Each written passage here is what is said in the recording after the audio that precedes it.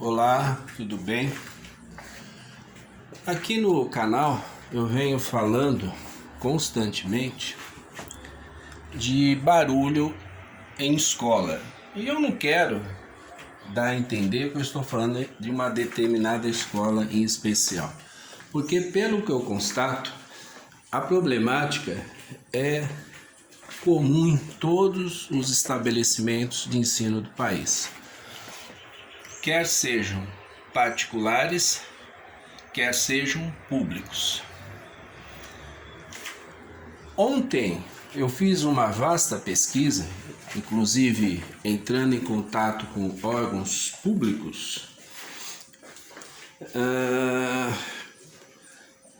tentando obter uma informação de nível de ruído permitido em estabelecimentos de ensino no país, em especial em São Paulo. Em especial aqui na cidade onde estou. Eu quero assim logo de cara apontar que aqui do lado existe uma escola, como quem acompanha o canal já deve estar sabendo. E hoje esta escola está muito bem. Ela está num silêncio excepcional. Por que, acredito eu? Como eu tive uma discussão tanto acalorada com o proprietário do estabelecimento, e eu digo logo de cara que o problema não é com X, Y, tal pessoa. Não é, né? Embora possa parecer para o senhor que é dono, proprietário do estabelecimento, que a bronca é com ele, né?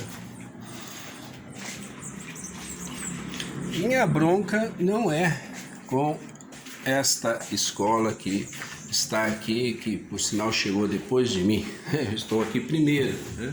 Eu cheguei antes. Antes, quando eu vim para este apartamento, o ambiente era um, depois passou a ser outro, depois que a escola se instalou. E eu quero chamar a atenção para o silêncio. E eu até me espantei, né? Porque eu falei, mas será que hoje não tem aula, é feriado? Mas eu estou ouvindo ali um ruído mínimo nas quadras, então devem ter educação física, futebol, parece que educação física se resume em futebol, como lamentavelmente muitos estabelecimentos chamados professor rola-bola, os rola-bola. Não sei se é o caso aqui, eu tenho essa impressão que educação física é só futebol reproduzindo o comportamento dos estádios, lamentavelmente.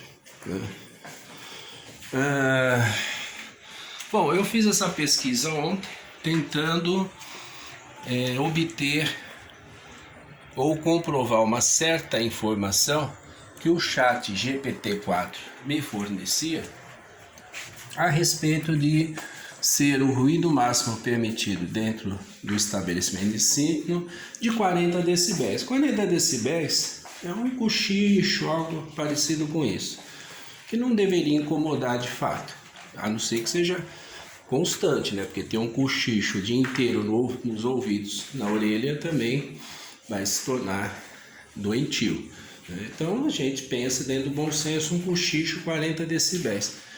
Esta informação diz que está nas normas da ABNT e eu poderia comprovar no Ministério do Trabalho, porque o assunto se referiria mais ao Ministério do Trabalho do que ao meio ambiente, da prefeitura, habitação, fiscalização, CETESB, são diretoria de ensino, são órgãos que eu liguei ontem, com os quais eu fiz contato, tentando um entendimento maior a respeito do assunto. Eu publiquei alguma coisa no meu blog, né, os resultados dessas pesquisas em termos, e eu quero levantar essa questão aqui no meu canal. As escolas estariam atentas a esse quesito, a essa problemática, ou seja, o ruído produzido dentro das salas de aula? Hoje eu fiz uma outra pesquisa, aí já totalmente pelo chat, e por eu ter conhecimento a respeito, até por ser professor e marido de professora, e conviver muito com professores, da quantidade de professores que vão parar nos hospitais psiquiátricos ou em tratamento psiquiátrico, em decorrência principalmente do barulho, né? Desse comportamento doentio do brasileiro, de alguns brasileiros, mas que parece a maioria, e não é, né? De alguns. Só que esses alguns, eles têm um embasamento da grande mídia e do próprio governo, que promove esse tipo de comportamento, que ele é alienante. Ele dá um ar de felicidade, de alegria, quando na verdade é o contrário. Ele é doentio, né? Isso não é opinião minha, é opinião dos especialistas. Basta consultar qualquer órgão público ou privado, especialistas no ramo, e perguntar em que ponto barulho é algo saudável, dificilmente alguém irá afirmar que sim, a não ser aqueles que promovem grandes shows, carnaval, pancadão, eles vão dizer que é uma maravilha, que o povo precisa de diversão, precisa de farra, né? Como se sentimentos tivessem que ser extravasados a bel prazer, sem controle algum. Desculpa aqui o movimento do braço, vou evitar, fica estranho. Que ajuda no raciocínio, mas vou evitar. Peço desculpas por isso, né? Que distrai o espectador, fica uma imagem estranha, apesar do meu canal já ter essa proposta realmente de ter um enquadramento diferente, câmera na mão, celular mesmo. O importante é a mensagem e também essa preferência estética é para causar um estranhamento mesmo, para chamar a atenção inclusive para essa questão, né? Até que ponto, né? Bom, primeiro, para mim, estética move o mundo, mas eu não vou entrar nisso agora. Vamos continuar falando do assunto aqui.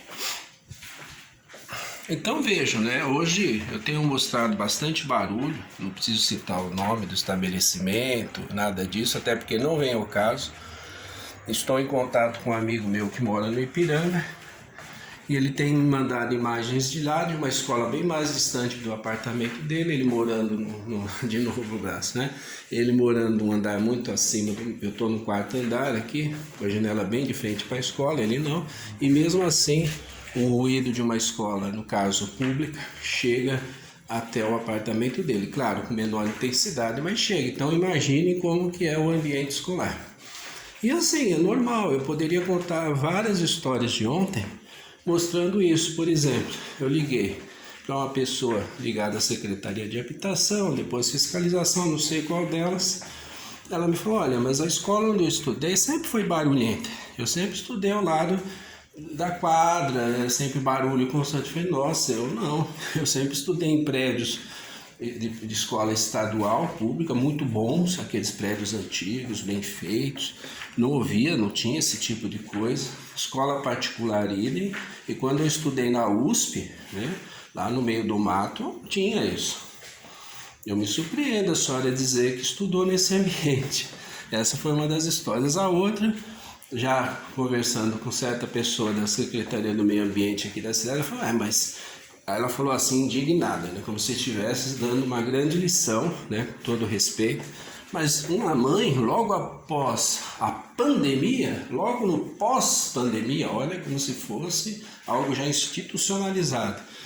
Ela veio reclamar que na escola do filho dela só se fazia bagunça, só se cantava, só se brincava, era uma bagunça danada. E eu achei aquilo, né, um disparate, a mãe reclamar disso, imagine, no pós-pandemia. Bem nesse tom. E claro que deu uma tremenda bronca na mãe, a mãe baixou as orelhinhas, coitada, e ficou quieta, né? Quando o burro fala, o outro baixa as orelhas, né? Expressão popular. Não é verdade? Eu falei, nossa. Eu falei, mas espera lá. Mas a escola não é para reforçar esses... Não é, quer dizer que após a pandemia virou uma baderna. Agora se faz tudo, as crianças não podiam gritar dentro do apartamento delas, não podiam ficar berrando também? Podia? Podia, né? Poderia. Ué, afinal de contas, criança e adolescente podem tudo. Elas não têm que ser protegidas do mal que isso causa. Elas não têm que ser educadas, né? Como eu disse, sentimento tem que ser extravasado, desculpe a mão de novo, a bel prazer, e dane-se o resto. Aí cresce um adulto como? Considerando que o que ele pensa, o que ele faz está acima da lei. Ele tem o direito de fazer o que quer, porque é o desejo dele, é a vontade dele, é o direito dele, ele faz o que quer. Não existe lei. Não é assim que está acontecendo no Brasil? Então as escolas, eu cheguei à conclusão que o fulcro central do mal do Brasil são as escolas. É nelas que as crianças estão aprendendo a reproduzir o que a sociedade é. É nela que esse comportamento está sendo reforçado e replicado. Infelizmente é isso que eu cheguei à conclusão, né? Depois de tantos anos pesquisando essa questão, me deparando com uma problemática que já dura alguns anos, ontem eu constatei e cheguei a essa conclusão como pesquisador, como estudioso do assunto. Eu peço que os senhores e as senhoras reflitam sobre o assunto, principalmente os que têm filhos e netos, e considerem. O barulho, eu nem vou falar barulho excessivo, tal, porque eu acho errado. Eu acho que o barulho é algo que traga algum benefício para alguém? Me diga, é algo desejável ou algo que sempre deva ser amenizado ao mínimo? Os índices máximos que alguns, aliás, a lei da perturbação do sossego do trabalho, artigo 42, ou melhor, desculpe, artigo 42 da lei das contravenções penais, que fala da perturbação do sossego do trabalho, não fala nada de dia, horário, decibel, nada disso. Incômodo é incômodo, perturbação é perturbação. Sempre cabe a reclamação, né? Rimando. Então reflitam, né? Se essas tais leis que estipulam esses valores máximos, né? Se é necessário que, primeiro, que são desrespeitados, e segundo, quando respeitado tem que ser no talo, né? Tem que ser no máximo. Não percebe que o máximo já é ruim, que o máximo é um parâmetro já desagradável. Então reflitam sobre isso. E realmente a escola hoje está de parabéns, provando que quando a direção é boa, quando a direção se preocupa com o assunto, a não ser que eles estejam em feriado. Mas eu vi alunos chegando hoje, eu vi ruídos na quadra. Se eu estiver enganado, é uma pena, porque eu gostaria muito que a minha conversa com o diretor tivesse surtido esse efeito. Maravilhoso, assim, fantástico. Quem dera as escolas brasileiras fossem assim. Eu posso fazer meu estudo sossegado, assistir minha TV sossegado, que eu gosto sempre de estar estudando através da TV, dos livros, de todos os meios do computador, né? Que também fica aqui, o som chega aqui também, com maior intensidade ainda, ressoa aqui por trás. Então é isso, reflitam, pais, avós e cidadãos em geral. Muito obrigado, senhor diretor. Muito obrigado, telespectadores.